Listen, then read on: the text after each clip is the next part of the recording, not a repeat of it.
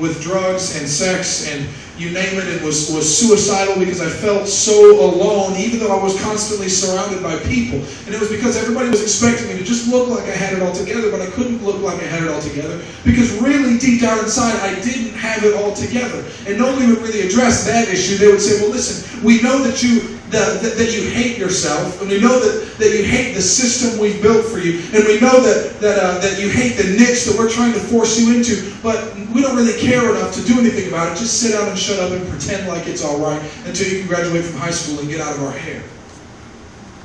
Now that is I don't know if you see it the way that I see it, but that's a terrifying thing that many people in the church will say to their kids, essentially by their actions, will say to their kids, listen, I don't care if you go to heaven or hell as long as you don't embarrass me on the way.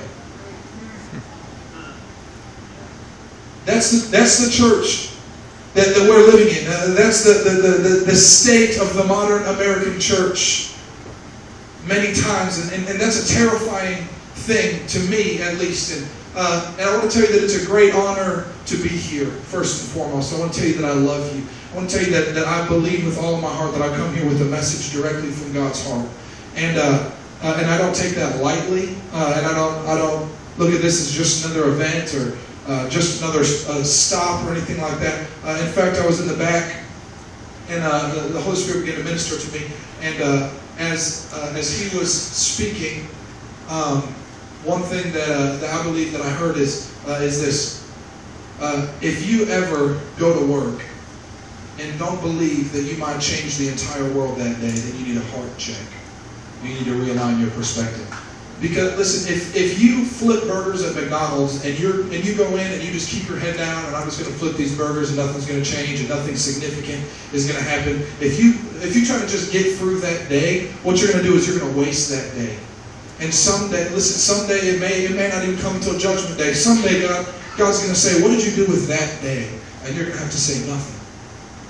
Now, listen, I know that you may not get an opportunity to minister to tens of thousands of people, or you may not have any sort of fame or recognition, and you may not be able to quote Bible verses as good as Matty Montgomery, or you may not be able to preach or play music as good as some other people, but the reality of the matter still remains the same, and that is that the living God lives inside of you if you've given your life to Jesus. And if the living God is flipping your burgers at McDonald's, I think something significant might happen.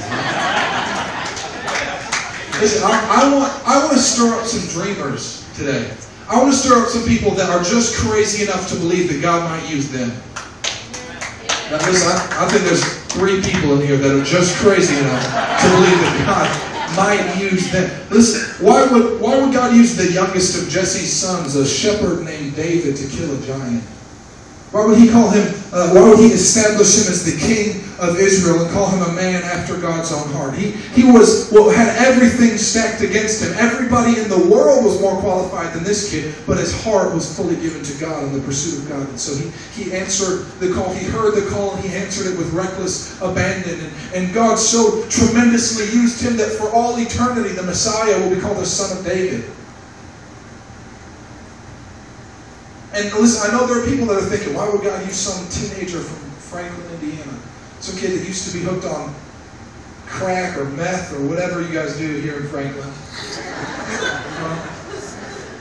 Why would God use somebody like me? I'm so unqualified. And God says, that's why I would use you.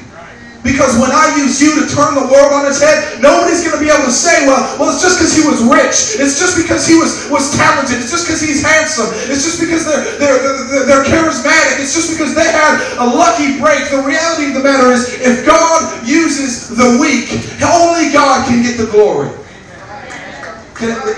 I can vouch for that. What are the odds that a middle-of-the-road metalcore band from western Iowa would ever become anything?